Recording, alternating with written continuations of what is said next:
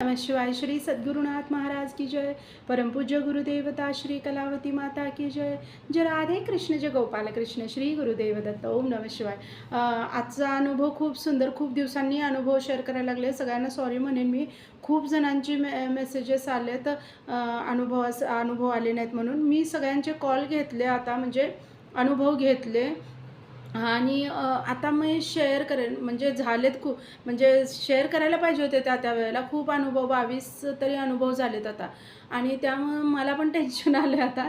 पण हे आता मी करेन. म्हणजे कसं मला पण थोडंसं टाईमचं हे व्हायला लागलं. तर बऱ्याच जणांनी मेसेजेस केलेत की ताई तुम्ही बरं आहे का? आले नाहीत अनुभव. आहे, मी बरी आहे, अगदी ठणठणीत आहे.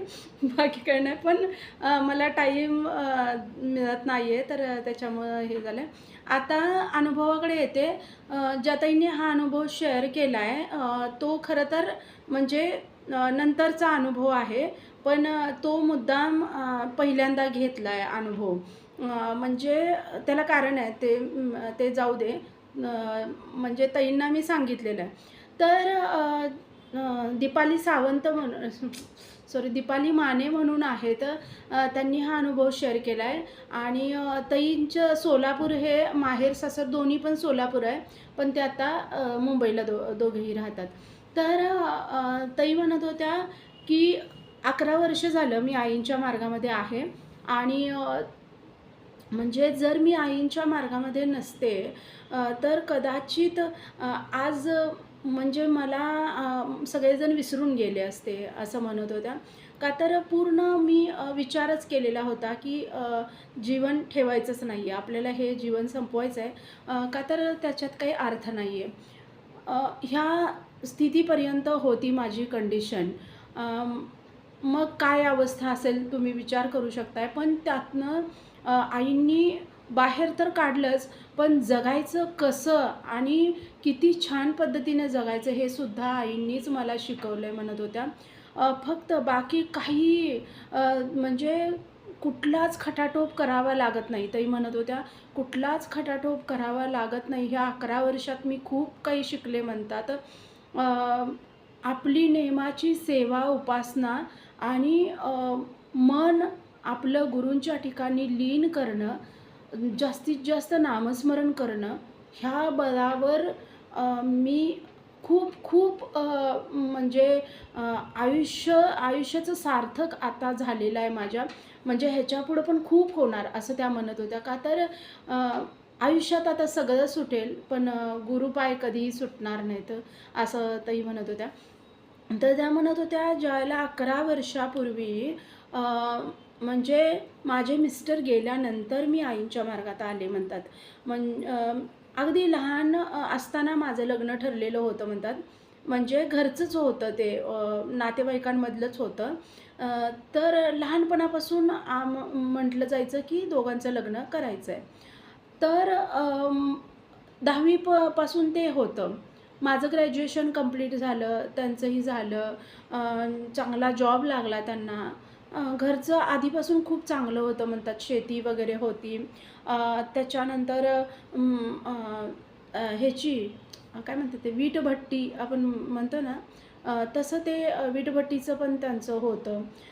सगळं छान होतं, म्हणतात. लग्न झालं, 2 वर्ष झाली. एक मुलगा झाला, म्हणतात मला. पण त्याच्यानंतर त्यांचं वागणं बदललं. म्हणजे आपण आयुष्यभर एखाद्या माणसाला ओळखत असलो तरीसुद्धा आपण म्हणतो की मुलींची लग्न बघून केली पाहिजेत, विचार करून केली पाहिजेत, सगळं व्यवस्थित बघितलं पाहिजे. पण नाही, कधी कोण कसं बदलेल काही सांगता येत नाही. तर त्या म्हणतात, आयुष्यभर मी ज्या माणसाला बघत राहिले समोर, किंवा माझ्या आईवडिलांनी बघितलं आहे, की असं नाही की मीच तेवढी बघितलं आहे आणि माझ्या मनानं काय झालं आहे. तर ते घरच्यांच्या सगळ्या संमतीनं आणि सगळे घरचे नावजत होते ज्या माणसाला, तो माणूस बिघडला, म्हणतात. म्हणजे व्यसनाच्या नादी लागला, बाहेर चुकीच्या मार्गाला पण लागला आणि मग जॉब सोडला. बरं, वडिलांनी धंद्यामध्ये हे कर बोलले, तर त्याच्यात पण त्यानं सगळं लॉस करायला सुरुवात केली. व्यसनाच्या नादी लागला आणि ह्या सगळ्या गोष्टींनी मुलगा झाल्यानंतर हे व्हायला लागलं, माझ्या मानसिकतेवर परिणाम व्हायला लागला म्हणतात त्या. मी डिप्रेशनमध्ये चालले.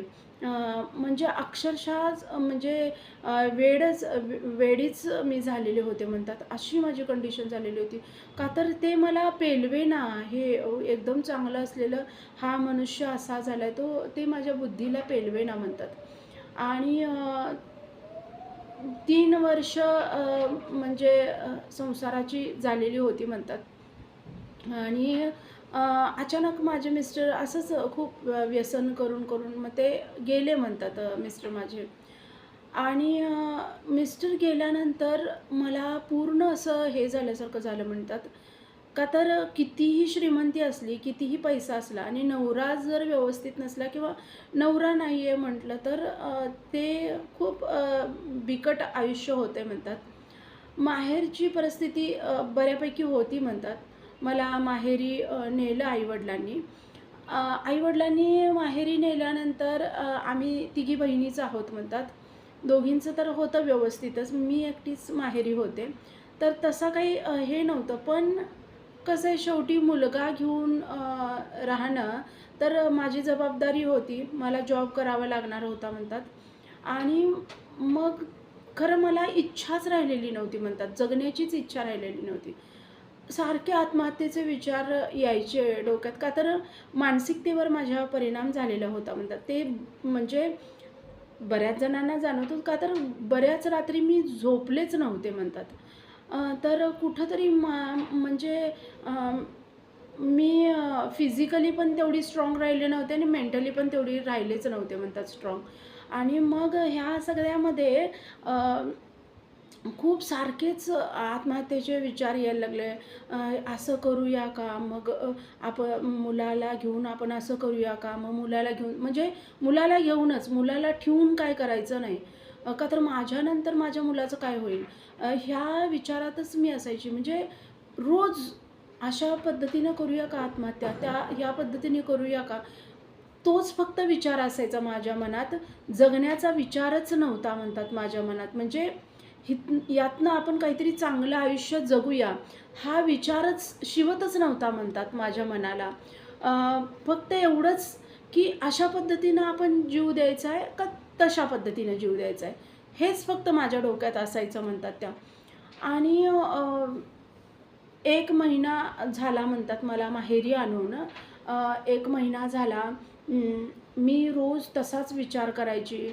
आई मला त्यातून बाहेर काढायला बघायची. पाहुणे यायचे भेटायला. आणखी जरा जास्तच त्रास व्हायचा म्हणतात. आणि त्यातनं मला बाहेर पडताच येत नव्हतं. जॉब पण करणं गरजेचं होतं, पण जॉबलासुद्धा मी जायला हे नव्हतं. माझं मनच हे होत नव्हतं. आणि ना अशामध्ये म्हणतात आजीची माझ्या बहीण त्यांच्या आईची आई तर त्यांची बहीण म्हणजे आईची मावशी. हां, असंच बोलले त्या बरोबर. आईची मावशी. तर त्या आल्या होत्या म्हणतात एकदा. तर आईची मावशी जी होती तिची मुलगी करत होती म्हणतात. हे म्हणजे आईची मावस बहीण.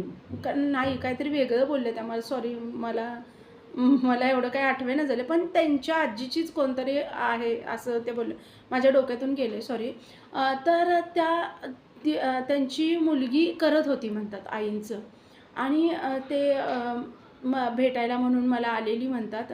आणि तिनं मला बोलली म्हणतात, की यातनं बाहेर पडलं पाहिजे तुला आता आणि मुलाकडं लक्ष दे. आईनं सांगितलेली. काय तिचं चित्तच थाऱ्यावर नसते, झोपत नाही रात्रीची.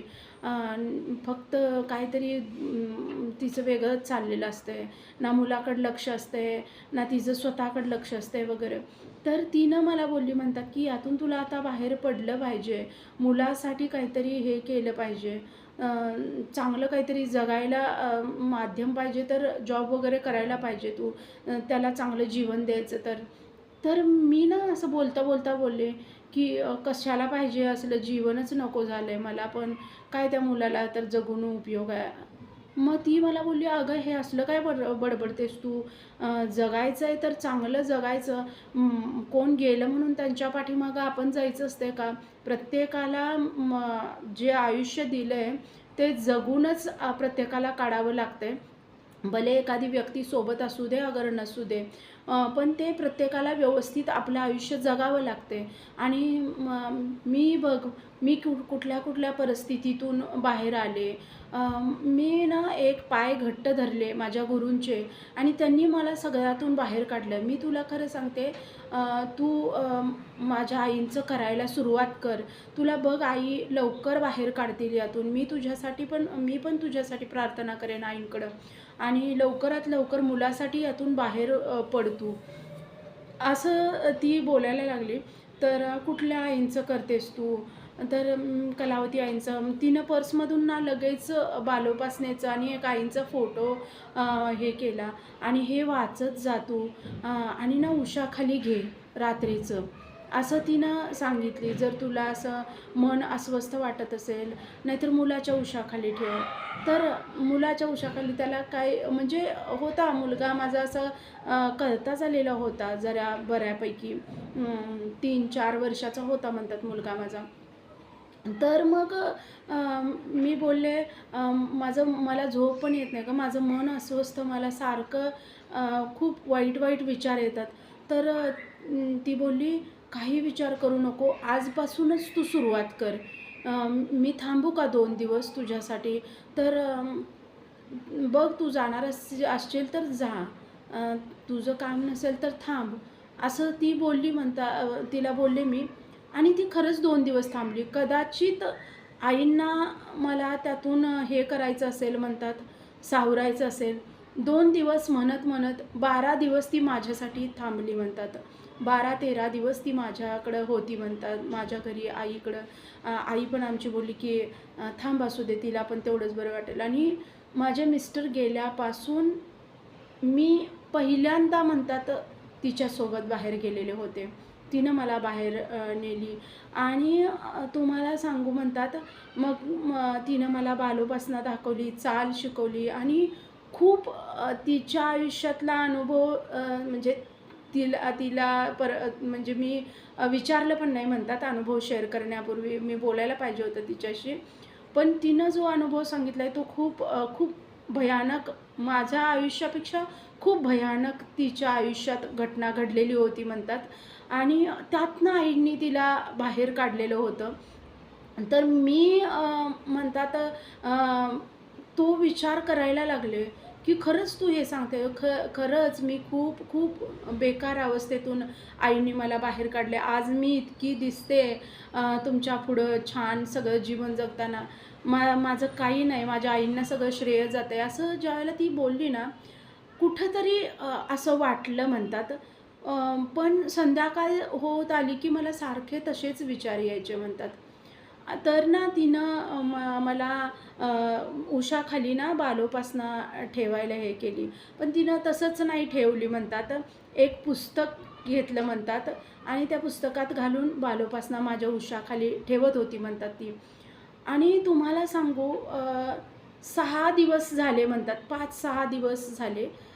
6व्या दिवसापासून ना म्हणजे मी रोज बालोपासना करायला लागले होते. ती ती आणि मी करत होते म्हणलं. आणि तिनं मला सांगितली, की "तुझ्या आयुष्यात ही एवढी वाईट परिस्थिती आहे ना, तू 1 तासा 1.5 तासाचं नामस्मरण सुरू कर. काय व्हायचं आहे ते होऊ दे. आयुष्य वाईट म्हणून वाईट आयुष्य आहे, तर ते पण जगायचंच आहे आणि चांगलं आयुष्य पण आहे, तर ते पण जगायचंच आहे.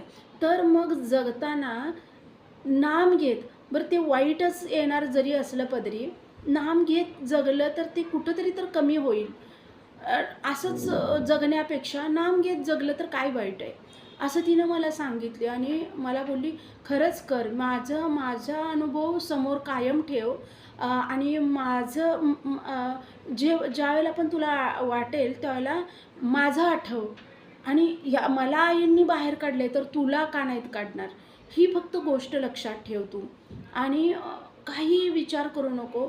फक्त आपण चांगलं राहायचं, साफ नीतिमत्ता ठेवायची, काही कुणाचं वाईट करायला जायचं नाही किंवा विचार आणायचा नाही की असं हो झालं, त्या लोकांनी तसं केलं, ह्या काही कुणाचं विचार करायचं नाही. फक्त आपल्या नामाकडं लक्ष द्यायचं आणि आपल्या बालोपासनेकडं. तू आत्ता फक्त बालोपासना आणि नामस्मरण जितकं जास्त करता येईल तेवढं कर. तिनं 1.5-2 तासाचं नामस्मरण मला सांगितलेलं होतं सुरुवातीला करायला. मी 1.5 तासाचं नामस्मरण सुरू केलं म्हणतात आणि अर्ध्या तासाची बालोपासना. तिनं सांगितलेली मला जसं बालोपासनेत आहे ना, तू उठलं, अंघोळ झालं की पहिलं नामस्मरण पहिलं बालोपासना सुरू कर.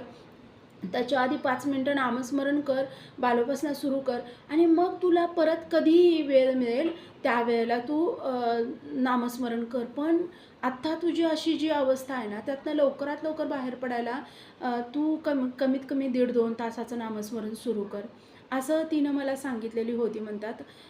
तर आणि ती माझ्याकडून तेवढे दिवस जे राहिलेले होते, 12-13 दिवस ती माझ्यासाठी राहिली. तेवढे दिवस ती माझ्यासोबत ही सेवा करत होती म्हणतात. 6व्या दिवसापासून ना मला म्हणतात, जे विचार येत होते की सुसाईड करायचं आहे वगैरे, तर ते विचार तुम्हाला सांगू म्हणतात, तो खूप खूप मोठा अनुभव होता म्हणतात माझ्यासाठी. तो विचार ना माझा हळू कमी व्हायला लागला म्हणतात. म्हणजे कमी व्हायला नाही, 6व्या दिवसापासून मला ते जाणवायला लागलं म्हणतात.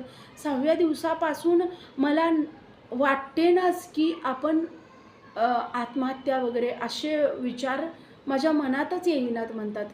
आणि नामस्मरणात पण मला असं वाटायला लागलं ही सोबत आहे, म्हणजे माझ्यासोबत बोलते, करते, तिचं वाईट गोष्टी पण सांगते. त्या गोष्टींनी माझं मन कदाचित हे झालं असावं. पण तुम्हाला सांगू म्हणतात, 15 दिवस मी सेवा करत होते. 1.5 तास नामस्मरण, बालोपासना. खूप त्रास पण होत होता म्हणतात, नाही असं नाही. पण मी हळूहळू त्यातून बाहेर पडायले. त्या विचारातून मी बाहेर पडायला लागले म्हणतात. आपसूक असं वाटायला लागलं की आपण काहीतरी जॉब केला पाहिजे. आणि तुम्हाला सांगू, ती आहे तोपर्यंतच आम्ही ना जॉब बघायला पण गेलो म्हणतात. दोघीजण मिळूनच आम्ही गेलेलो होतो म्हणतात जॉब बघायला. जॉब बघायला गेलो तर त्यांनी सांगितलं, एक्सपिरियन्स माझा नव्हता. का तर कॉलेज झाल्यानंतर लगेचच लग्न झालेलं होतं. मी कधी जॉब नव्हताच केलेला. तर सांगतो असं त्यांनी बोलले. आम्ही आलो. ती म्हणली, सोड आईंवर, जर तुझ्यासाठी चांगलं असेल तर आई हे करतील, पण कधीही उपासना सोडू नकोस, हे तिनं मला बोलली. बरं ठीक आहे मी बोलले, नाही सोडणार. आणि तुम्हाला सांगू, ती जाणार होती, पॅकिंग सुरू होती. तोपर्यंत त्या सरांचा फोन आला की तुम्ही येऊन परत एकदा भेटा ऑफिसला. आणि मी आणि ती परत आणि गेलो आणि तिथं आणखी एकदा इंटरव्ह्यू घेतला मोठ्या सरांनी आणि माझं सिलेक्शन झालं म्हणतात. आणि कम्प्युटर ऑपरेटर म्हणून मला तिथं जॉब मिळाला म्हणतात. आणि तुम्हाला सांगू, मला इतका म्हणजे आनंद पण झाला आणि एक मनावर दडपण पण, का कुणास ठाऊक, मनावर दडपण पण. मला असं वाटायला लागलं हिनं इथंच राहावं, जाऊ नये हिनं. तर ती बोलली, नाही, आणि आईने तुला फक्त सगळ्या गोष्टी सांगण्यासाठी मला इथं थांबवलेलं होतं. तर मला आता गेलं पाहिजे, जॉबकडे लक्ष दे वगैरे. आणि त्याच्यानंतर दुसऱ्या दिवसापासूनच म्हणजे आईनी तेवढी मानसिक अवस्था माझी तेवढी खराब होती म्हणून तिला तोपर्यंत थांबवून ठेवलं. आणि ती जाणार आहे म्हटल्या माझी मानसिक अवस्था परत हे होऊ नये, उपासनेमध्ये आणि कामामध्ये राहावं म्हणून लगेच मला तिनं जायच्या आधी मला जॉब पण मिळवून दिला. म्हणजे ती जॉब भेटला आणि त्या दिवशीच ती गेली म्हणतात. म्हणजे आम्ही तिची पॅकिंग सुरू होती. आम्ही परत इंटरव्ह्यूला बोलवलं, परत गेलो, परत तिथं सिलेक्शन झालेलं, परत आलो आणि थोडंसं तिनंच केक वगैरे आणलं. असू दे म्हणली, थोडं सेलिब्रेट कर. आणि तिनंच थोडंसं केक वगैरे आणले आणि खूप चांगल्या पद्धतीनं आम्ही सेलिब्रेट केलं. खूप दिवसांनी तो आनंद घेतलेला होता म्हणतात मी. कदाचित माझ्या नवऱ्याच्या वेळेला मी जर उपासनेत असते तर आईंनी ती गोष्ट नक्कीच टाळली असती म्हणतात.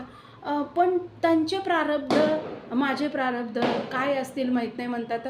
पण ते त्यावेळेला उपासना जर चालू असती तर नवरा माझा राहिला असता म्हणतात. कदाचित वाईट मार्गातून चांगल्या मार्गात पण आला असता उपासनेच्या जोरावर. का तर आता मला त्या गोष्टी कळल्यात किंवा त्या गोष्टींची मला जाणीव झाली आहे म्हणतात. त्यामुळं मी आता असं वाटतंय की त्यावेळेला जर मी उपासनेत असते तर माझ्या नवऱ्याचं ते मिटलं असतं जे होतं ते. पण ज्या झाल्या त्या गोष्टी काही काय आता जे आहे ते आईंना माहिती म्हणतात. आधी का मी नाही उपासनेत आले. मग ह्याच्यानंतर मग म्हणतात मी जॉबला सुरुवात केली. लगेच दुसऱ्या दिवशीपासून मी जॉबला सुरुवात केली म्हणतात. आणि तुम्हाला सांगू तिथं एक मैत्रीण भेटली मला. म्हणजे इतकी छान मैत्रीण पहिल्याच दिवशी म्हणजे आईनी तीसुद्धा तजवीज तिथं केली म्हणतात. इतकी छान मैत्रीण मला असं वाटायला लागलं की आमची सरिता गेली आणि तीच म्हणजे आईनी लगेच दुसरी मला कोणीतरी सोबतीला. म्हणजे पहिल्या दिवशी ऑफिसमध्ये गेल्यानंतर कोण इतकंसं म्हणजे कोण कुणाला इतकं हेल्प नाही करत किंवा एवढं कोण कुणाशी हे करत नाही. पण तिनं मला खूप छान रीतीनं हे केली. माझी सिनियर होती ती, पण तिनं खूप चांगल्या रीतीनं हे केली, मला ट्रीट केली आणि खूप चांगलं पहिल्या दिवशीच तिच्यासोबत मला काम करताना वाटलं. मला ना खूप हे वाटलं की हे पण आईनीच केलं असेल. का तर ती जाताना मला जे बोलली ना, की तुला सावरण्यासाठी मला आईनी इथं थांबवलं आणि आता असं उपासना थांबवायची नाही. आणि मी उपासना करूनच घरातून बाहेर पडलेले होते. जे बालोपासना, नामस्मरण 1 तासाचं हे करूनच मी घरातून बाहेर पडलेले होते. तर खूप मला त्या दिवशी खूप छान वाटलं म्हणतात. जे विचार मी करत होते की जीवन संपवायचं वगैरे तर नाही. मग वाटायला लागलं की नाही, जीवन वेगळ्या पद्धतीने जगायचं आहे. आणि ही गोष्ट फक्त माझ्या आईंच्या कृपेनं झाली असं म्हणत होत्या. हा माझा पहिला अनुभव होता म्हणतात की मला आईंनी जीवन जगायचं आहे हे शिकवलं म्हणतात. आणि त्याच्यानंतर मग म्हणतात मी जॉब करायला लागले. 3 वर्ष उपासना चालू होती म्हणतात माझी. त्याच्यानंतरसुद्धा 3 वर्ष उपासना चालू होती खूप चांगल्या रीतीनं. त्या काळात स्थळं येत होती म्हणतात मला. आई-वडील काढत होते की वय नाही आहे जास्त मुलीचं आणि आई-वडील म्हणायचे की काही नाही, आम्ही मुलगा तुझा सांभाळतो आणि तू लग्न करून घे. माझं मन तयार होत नव्हतं म्हणतात. मुलाला सोडून मी लग्न करावं हे माझं मन तयार होत नव्हतं. तरी पण आई-वडील जबरदस्ती बघायचेच. म्हणायचे की काहीतरी होईल कधीतरी, असं पण एखादं स्थळ येईल की तुझ्या मुलासहित स्वीकारेल, असं पण होईल, बघायला काय हरकत आहे, असं म्हणायचे म्हणतात. आणि मग तुम्हाला सांगू म्हणतात तब्बल 15 ते 16 स्थळं झाली. तर मुलगा कुणी पसंत करत नव्हतं म्हणतात. ह्याच्यामध्ये एक अनुभव आला म्हणतात की एखाद्या मुलीचा नवरा गेला आहे तर तिला मुलगी असेल तिच्या पोटाला तर उलट करून घेतात मुलीसहितसुद्धा. पण मुलगा असेल तर करून घेत नाहीत. प्रॉपर्टीत दुसऱ्या मुलगा म्हणून मुलगी असेल तर एखाद्या वेळेस करून घेतात, पण मुलगा असेल तर खूप विचार करतात. हे मला अनुभव आला म्हणतात त्या गोष्टीचा. तसं काहीचं माझ्याबरोबर खूपदा झालं म्हणतात. त्यामुळं पण आई-वडील म्हणायचे पण माझे की आम्हीच सांभाळणार आहे मुलाला, आमच्याकडेच ठेवणार आहे. का तसं पण आता आम्ही दोघंच असतोय वगैरे असं ते म्हणायचे. पण तरीसुद्धा तयार होत नव्हते. एक स्थळ आलं म्हणतात. खूप चांगलं घर होतं. खूप म्हणजे सुशिक्षित सगळं आणि घरचं खूप चांगलं होतं म्हणतात. मग बाहेरून वडिलांनी चौकशी पण केली आणि बोलले, "खूप चांगलं आहे हे, चांगल्या पद्धतीनं आहे, सगळं घरातलं खूप छान आहे" वगैरे वडील बोलायला लागले. तर म्हटलं, आयुष्यभर मी एका माणसाला आयुष्यभर तुम्ही पण बघत होता, मी पण बघत होते. खूप सगळं चांगलं होतं त्याचं पण. पण तरीसुद्धा नंतर तो बिघडलाच ना, कोण कधी आयुष्यात बदलेल किंवा बिघडेल किंवा साथ सोडेल काही सांगता येत नाही. ह्याच्यावर काय तुम्ही विश्वास ठेवून हे करायला लागला. नाही तरी पण आता कुठंतरी तर विश्वास ठेवायला लागेल. तर मग ते स्थळ आलं आणि त्यांनी पसंत केलं म्हणतात. पसंत केलं ह्याच अटीवर की आम्ही मुलाला नाही स्वीकारू शकत. ह्याच अटीवर त्यांनी पसंत केलं. माझ्या मनात तेच खूप हे होतं आणि मी रोज उपासना करताना आईंना हेच म्हणत होते, "आई असं एखादं मला मिळणार नाही का हो? मी असं मागत नव्हते की मला असं स्थळ द्या किंवा असा मुलगा मला भेटू द्या परत." तर मी फक्त एवढंच हे करत होते, आईंना कन्व्हिन्स करत होते म्हणतात. आईंना विनंती करायची की ताई सॉरी आई मला मिळणार नाही का हो? असं म्हणजे मी विनंती असे हे करत नव्हते म्हणतात की द्याच. तर का तर मला असं वाटायचं ना म्हणतात की माझं काहीतरी प्रारब्ध असतील किंवा काय माझं होतं आणि मला असं मिळाले तर मग मी कसं काय हे करणार असं माझं होतं म्हणतात.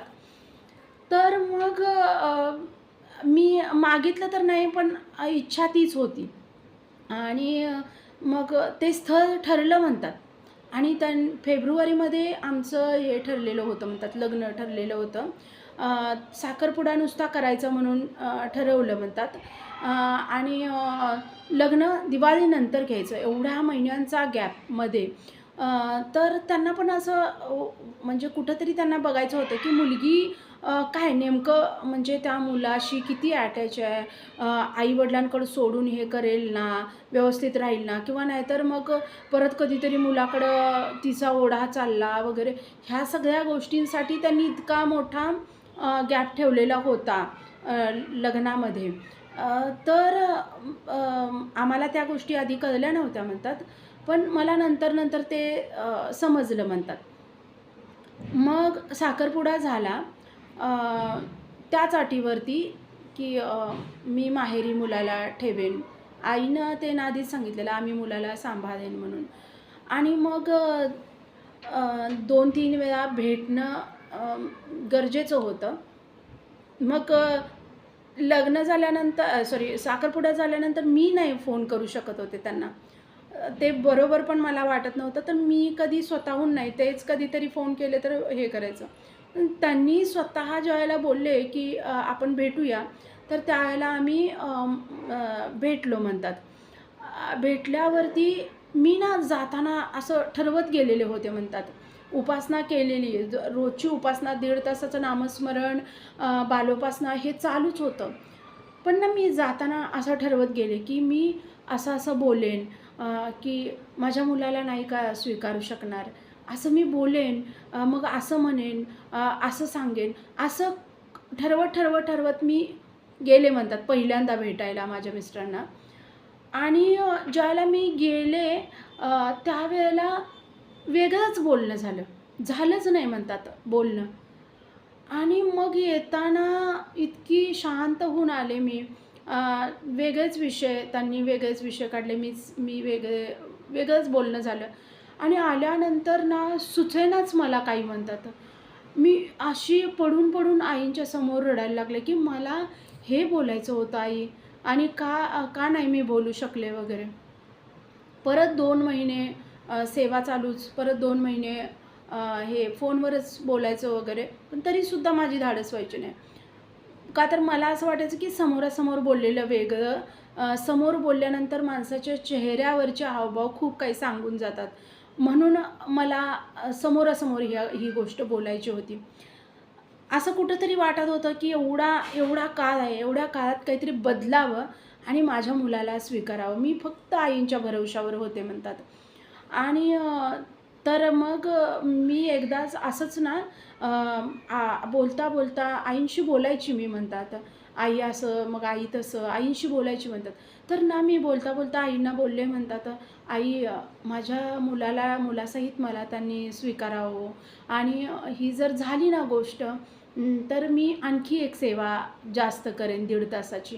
कोणतीही करेन माझ्या टाईमनुसार, तिथं जे टाईम बसेल त्यानुसार. पण मी 1.5 तासाची सेवा वाढवेन."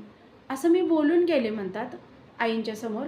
आणि झालं म्हणतात एक 2-3 दिवसातच त्यांनी बोलले की भेटायचं का? आणि मग मी ठीक आहे बोलले म्हणतात. पण त्या दिवशी काहीच ठरवलं नाही म्हणतात, की असं बोलायचं, तसं बोलायचं. मी फक्त ना नामस्मरण करत गेले म्हणतात. आणि ते पण म्हणजे जेवढं बोलतील तेवढं मी बोलत होते. पण आतून नामस्मरण करत होते. ते पण त्यांनी ऑब्झर्व्ह केलं. ते बोलले, "तू म्हणजे मागच्या वेळी थोडंसं बोलत होतीस व्यवस्थित. ह्या वेळेला खूपच जास्त म्हणजे कमी बोलतेस असं वाटतंय. काय म्हणजे प्रॉब्लेम आहे का? कामाच्या ठिकाणी काही प्रॉब्लेम आहे का? का घरी काही प्रॉब्लेम आहे का?" तर "नाही, नाही. खूपच आज शांत वाटायला लागलेस." तर "नाही, असं काही नाही आहे" वगैरे असं मी बोलले. पण आतून माझं नामस्मरण चालू होतं. मग थोडीशी तब्येत बरी नाही वगैरे असं मी कारणं दिली. तर ते बोलले पण मला, की म्हणजे काही प्रॉब्लेम असेल तर मला सांग. काहीच मी बोलले नाही आणि म्हणतात फक्त नामस्मरणच चालू होतं माझं जास्तीत जास्त आणि ते जेवढं बोलतील तेवढं हां, हां, हां, हां. 1 तासभर मग आम्ही भेटलो, बाहेर जरा जाऊन आलो आणि आता मला त्यांनी घरी सोडणार. एक 5 मिनिटावर घर राहिलेलं होतं आणि काहीच ठरवलेलं नव्हतं म्हणतात. फक्त नामस्मरण चालू होतं माझं. काहीच नाही. त्यांनी बोलतील तेवढंच बोलत होते आणि अचानक मी बोलले म्हणतात, "माझ्या मुलासहित तुम्ही नाही काय मला स्वीकारू शकणार." आणि मला मला समजलंच नाही मी हे कसं बोलून गेले म्हणतात. मला मला समजलीच नाही ही गोष्ट. पण जी गोष्ट अशा पद्धतीनं बोलेन, तशा पद्धतीनं बोलेन, पण ते असंच आईंनी नामस्मरण चालू असलं ना, तुमच्या तोंडातून अगदी योग्य सगळं जाणार असं ताई म्हणत होत्या. आणि मी डायरेक्ट असं विचारलंच म्हणतात. ते एकदम शांत झाले आणि बोलले, "नाही त्या गोष्टी तर सगळ्या ठरलेल्या आहेत. घरच्यांकडून वगैरे त्या गोष्टी क्लिअर करूनच हे सगळं पुढं नातं हे केलेलं." मी एकदमच शांत झाले. मला असं एकदम हे झाल्यासारखं झालं. काय मी विचारलं आणि काय मोठी चूक केली काय वगैरे. तर आणि मी एकदम गोंधळलेली बघून त्याने ते बोलले म्हणल्या मला, की "नाही तसं काही मनात नको आणू तू आणि म्हणजे तसं काही मला वाटलेलं नाही. शेवटी तू आई आहेस. तू असा विचार करणं साहजिक आहे. तसं तसं मला काही वाटलेलं नाही आहे. तू तू तसा काही विचार करू नको." थोडंसं हायसं वाटलं, पण मग असं वाटायला लागलं मी चुकीचं काय बोलले का? तर ते बोलले, "आणि जरी तुझ्या आई असेल मुलगा, तरीसुद्धा तुला असं मी कधी नाही बंधन करणार, की तू त्याला भेटू नाही शकत किंवा तू त्याच्यासाठी काही नाही करू शकत. तर त्या गोष्टींचा नको तू जास्त विचार करू. पण परिवाराच्या पुढं नाही जाता येणार ह्या गोष्टींमध्ये." असं ते बोलले. मी खूप नाराज होऊन उतरले म्हणतात. त्यांनी ओळखले, की हीच गोष्ट तिच्या मनात आहे. आणि मी खूप असं नाराज होऊन उतरले. नाही मला असं विचारायचं नव्हतं. हे गोष्टी आधी क्लिअर झालेल्या आहेत. पण आलं माझ्या तोंडातून असं मी बोलले. तर ते बोलले, "नाही काय हरकत नाही, असू दे आणि बाकी काही आपण त्याला काही सोडायचं आहे वगैरे असं नाही. तू कधीही भेटू शकतेस त्याला, कधीही येऊ शकतेस." असं बोलणं झालं म्हणतात आणि ते गेले. मी आले म्हणतात घरी इतकी रडले म्हणतात आईंच्या समोर, अशी म्हणजे कोणतरी गेल्यानंतर, माणूस एखादं वारल्यानंतर जसं माणूस रडतंय, तशा पद्धतीनं मी रडले. आई बोलायला लागली, "अगं काय झालंय?" आईला वाटलं, की म्हणजे काही ही गेली होती त्यांच्यासोबत काय भांडण झालंय का? त्यांनी काय बोलले का? ही काय बोलली का? असं ती घाबरली. "काय झालंय अगं, काय झालंय?" वगैरे. तर "काही नाही गं, माझ्या तोंडून असं गेलं" वगैरे आणि ते असं बोलले. तर आई बोलली, "हे बघ, ह्या गोष्टी होतातच अशा आणि आहे ना, तुझ्याबरोबर तरी चांगलं आहे ना आणि तुझं पोरगं असं काही कुठं बाहेर अशा ह्याच्या तिराहितांच्या घरी आहे का? तुझ्याच आई-वडिलांजवळ आहे." आणि ते बोलले ना, "तुला कधी पण तू बघू शकतेस मुलाला, भेटू शकतेस मुलाला." तरी पण ते सगळ्या गोष्टी वेगळ्याच होत्या म्हणतात माझ्यासाठी. परत उपासना आहे तशी चालू होती. 15 दिवसानंतर परत ते न सांगताच आले एक दिवशी आणि मला आश्चर्यच वाटलं, की ते न सांगताच आले 15 दिवसानंतर आणि हां, त्या दिवशी रात्री म्हणतात मी 2 वाजता उठलेले म्हणतात. झोपच लागली नाही मला. 2 वाजता उठले आणि 2 वाजल्यापासून रडत होते आणि नामस्मरण करत होते म्हणतात. आणि मधूनच मी आईंना, "आई असं का?" मला माझ्या मनाची फार विचित्र अशी घालमेल व्हायला लागला. मला खूप खूप माझ्या मुलाशिवाय मी कसं राहणार? असं म्हणून मी खूप रडत म्हणजे अशी बोलायची, मी रडायची, नामस्मरण करायची. अशी रडायची, बोलायची, नामस्मरण करायची. काय जे मनात येते ते बोलायची, नामस्मरण करायची. खूप रडले म्हणतात. 2 वाजल्यापासून मी असं जवळ-जवळ 6 वाजेपर्यंत आणि नंतर 6 वाजल्यावर बघितलं, अरे बापरे! आपण तर झोपलोच नाही आणि जॉबला पण जायचं आहे. आणि मग तशीच उठले, परत अंघोळ केली, परत बालोपासना केली. डोळे असे रडून लाल वगैरे झालेले वेगळ्याच पद्धतीनं.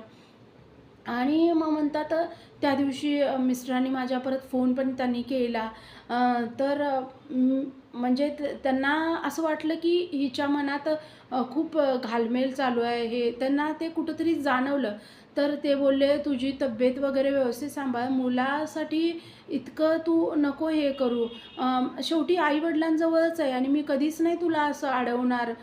तुला कधी आठवण आली, हे झालं पण ह्या सगळ्या गोष्टी आहेत ह्याच्यातनं तुला थोडंसं सावरायलाच लागेल. ह्या गोष्टीसाठी थोडं सावरायला लागेल. मी म्हटलं, "काही नाही, असं नाही, मी व्यवस्थित आहे." पण सगळं आईंच्यावर आणि सारखं माझं ना आईंच्या फोटोकडे बघितलं, की माझं म्हणजे मी बोलायची नाही, पण माझ्या मनातनं आईंच्यापर्यंत तेच विचार जात होते म्हणल्या. तुम्हाला सांगू 15 दिवसांनी ते स्वतः आले. काय 15 दिवसात चमत्कार झाला, काय झालं काहीच माहीत नाही, काहीच माहीत नाही. पण ते मला 15 दिवसानंतर भेटायला आले. 15 दिवसात आईंनी त्यांना काय सांगितलं, त्यांच्या मनात काय आलं, काही माहीत नाही मला. आणि माझे मिस्टर आले आणि म्हणजे अचानक आले ते. काही फोन वगैरे बोललेलं होतं, पण त्यांनी सांगितलं नाही, की येणार आहे वगैरे म्हणून आणि ते अचानक आले आणि माझ्या मुलाला आणि मला दोघांनाही घेऊन गेले बाहेर म्हणतात. आणि माझ्या मुलाला बोलले, "माझ्यासोबत राहायला कायमचं आवडेल काय तुला? का आजी-आजोबांसोबत राहायला आवडेल?" आईसोबत म्हणजे त्याला सगळं हे नवीन बाबा वगैरे असं बऱ्याच गोष्टी हे केलेल्या होत्या. पण ते असं हे नव्हतं, की आजीजवळ राहायचं. म्हणजे मुलगा माझा असं पूर्णच नासमज होता असं नाही म्हणतात. थोडं-थोडं कळत होतं. पण त्या गोष्टी खूप जड जाणार होत्या सगळ्यांसाठीच म्हणतात ते. सगळ्यांसाठीच. आणि मुलगा म्हणजे आजीच्या वगैरे जास्त सवयीचा होता. माझ्याशिवाय तो राहू शकत होता. का तर मी जॉब करत होते आणि ते चांगलं त्याला सवय झालेली होती. जसं मिस्टर गेले तसं आईची वगैरे. पण तर तो बोलला, "मला राहायला आवडेल तुमच्यासोबत." मला इतकं हे वाटलं आणि ह्यांनी हे असं का विचारायला लागलेत आणि मला त्या दिवशी त्यांनी बोलले म्हणतात आणि त्या दिवशी बरोबर गुरुवार होता म्हणतात आणि मला बोलले म्हणतात, "तू नको काळजी करू आणि ह्या गोष्टींसाठी नको हे करू. अजून खूप दिवस आहेत आणि मी तोपर्यंत घरच्यांना समजवेन आणि आपण घेऊन जाऊया सोबत. तुझं बाळ आहे ते माझं पण बाळच आहे आणि आपण त्याला घेऊन जाऊ." तुम्हाला सांगू म्हणतात मला म्हणजे समोर दिसेना असं डोळे माझे एवढे भरले म्हणतात आणि काय बोलावं काय सुचेना. आईंनी काय ह्यांच्या कानात सांगितलं काय, आईंनी ह्यांना काय जाऊन स्वप्नात सांगितलं काय, असं बऱ्याच गोष्टी. तर खरंच तुम्ही हे कराल काय, खरंच तुम्ही मी ना येईपर्यंत एक 30-40 वेळा मी बोलले असेन. लहानपणी ना आई आम्हाला बोलायची म्हणतात, "आई झाल्यावर तुम्हाला समजेल." आणि ती गोष्ट मला त्यावेळेला समजायला लागली म्हणतात, की मी 30-40 वेळा त्यांना हा प्रश्न विचारला असेल म्हणतात, की "खरंच तुम्ही हे कराल का ह्या गोष्टीसाठी?" तर ते बोलले, "मी नक्की हे करेन आणि अजून खूप वेळ आहे आपल्याकडं. तू आत्तापासूनच त्या गोष्टींसाठी झुरत बसू नको आणि त्रास पण करून घेऊ नको." हे जे आयुष्यात नवीन बदल होत होते ना म्हणतात, ते फक्त उपासनेच्या आणि नामस्मरणाच्या बळावर होत होते. अ, ते नाही सांगू शकत म्हणतात आपण, काय बदल व्हायला लागलेत. जे खातंय ना, त्याला ते चव जाणवत्या त्या गोष्टींची. तर ते खाल्ल्याशिवाय आपल्याला कळणार नाही ते कसं आहे. तसं नाम घेतल्याशिवाय आणि उपासना केल्याशिवाय कळणार नाही त्यातनं काय अनुभव येतात. तो अनुभव म्हणतात माझ्यासाठी असा होता, की कुणी काही नाही जरी म्हणलं, जी व्यक्ती माझ्यासोबत राहणार आहे, त्या व्यक्तीनं माझ्यासाठी हे शब्द जर काढलेत, तर ते फक्त आईंच्या कृपेवर काढलेत. हे मला 15 दिवसाच्या ह्याच्यात आईंनी मला तो हे दिला. का तर किती झुरले, किती रडले आणि मी रडताना कधी असं नाही रडले, नामस्मरण करत रडले म्हणतात. आणि भावना शुद्ध पवित्र असेल, त्या म्हणत होत्या.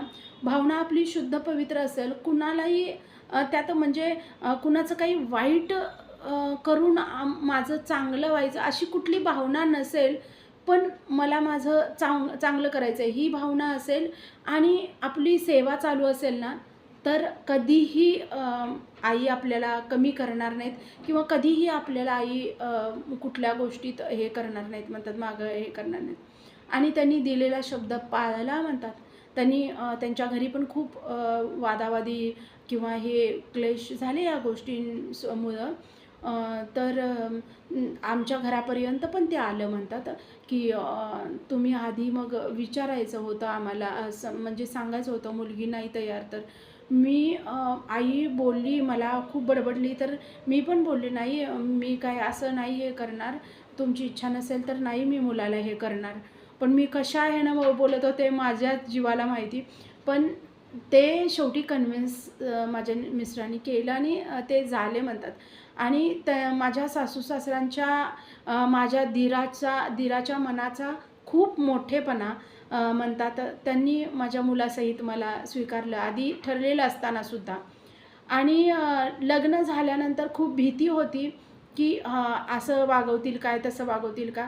पण ते त्यांनी ठरवलेलं होतं. पण लग्नानंतर त्यांनी कधीही तसं माझ्या मुलाला हे केलं नाही. तीसुद्धा आईंची कृपा. म्हणजे आईंनी माणसं अशी जोडत नेली, की जेणेकरून माझ्या भक्तीत, माझ्या मुलाच्या प्रेमात किंवा माझ्यात सुद्धा अशा अशा पद्धतीनं त्यांनी बदल केलेले होते आईनी. हे उपासनेचं ज्यांनी करतात ना, त्यांना ह्या गोष्टी खूप चांगल्या रीतीनं कळतील म्हणतात. ज्याला आपण उपासना वाढवतोय आणि मी लगेचच आईंना बोललेले होते ना, माझ्या मुलासहित स्वीकारलं तर मी 1.5 तासाची उपासना वाढवेन. तर मी वाढवली आणि ते वाढवावं म्हणून कदाचित. का तर जेवढी तुमची उपासना वाढत जाईल, तेवढं तुमच्यात स्वतःत चेंजेस होत जातील.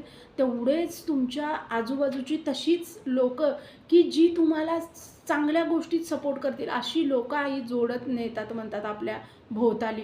आणि तसं मग झालं म्हणतात. आणि तुम्हाला सांगू तिथं मी उपासना सुरू केली तिसरीसुद्धा. आणि जॉब वगैरे करायची गरज नाही म्हणत होत्या सासूबाई वगैरे. पण मला असं वाटत होतं मुलासाठी म्हणून. खरं तुम्हाला सांगू म्हणतात स्वतः माझे दीर बोलले म्हणतात. आणि खूप त्यांनी म्हणजे असं कुणी हे करणार नाही, पण ते आईंनी करवून आणलं म्हणतात त्यांच्याकडून. त्यांनी स्वतः बोलले म्हणतात, की नाही असू दे, तू काही नको जॉब करू आणि मुलाच्या बाबतीत टेन्शन नको घेऊ. ते आमचाच मुलगा आहे तो पण. आम्ही नाही हे करणार त्याला कधी. आणि ती गोष्ट आज तागायत सगळ्यांनी पाळली म्हणतात. आता जरी आम्ही लांब-लांब असलो, आता आम्ही म्हणजे मुंबईला मिस्टरांना माझ्या चांगलं हे मिळालं, तर मग आम्ही मुंबईला आलो म्हणतात. म्हणजे 1 वर्षभर राहिलो आणि मुंबईला हे मिळाली संधी, तर मग मुंबईला आलो म्हणतात. आता खूप चांगल्या पद्धतीनं सगळं चालू आहे म्हणतात. जीवन सगळं चांगलं व्यवस्थित चालू आहे. संसार सगळा व्यवस्थित चालू आहे. फक्त आईंच्या कृपेवर हे सगळं चालू आहे म्हणतात. तर असे छान-छान अनुभव. आणखी एक त्यांनी सांगितलं, की ही जी उपासना मी तिसरी जी उपासना वाढवली आहे, त्याचा खूप चांगला रिझल्ट मला मिळाला म्हणतात. खूप चांगला रिझल्ट, की मला असं मी स्वार्थी असेन कदाचित त्या गोष्टीसाठी म्हणतात, पण मला असं वाटत होतं म्हणतात, की मला दुसरी झाली तर मुलगी व्हावी. कोणीतरी स्वार्थी म्हणेल, पण एक आई ह्या गोष्टीसाठी स्वार्थी असेल पण म्हणतात, मी असेन पण स्वार्थी. पण ना मला वाटत होतं, की मला आता ना मुलगी व्हावी, मुलगा नको. म्हणजे कुठेतरी भीती होती म्हणतात मनामध्ये.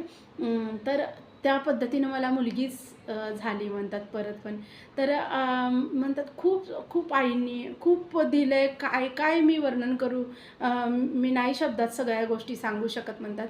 तर असे छान छान अनुभव सगळ्यांना येऊ देत. व्हिडिओ आवडला तर like, share and subscribe. Shri Sadgurunath Maharaj की जय. परमपूज्य गुरुदेवता श्री कलावती माता की जय. श्री सिद्धारूढ़ स्वामी महाराज की जय. जय राधे कृष्ण, जय गोपाल कृष्ण, श्री गुरुदेव दत्त. ओम नमः शिवाय.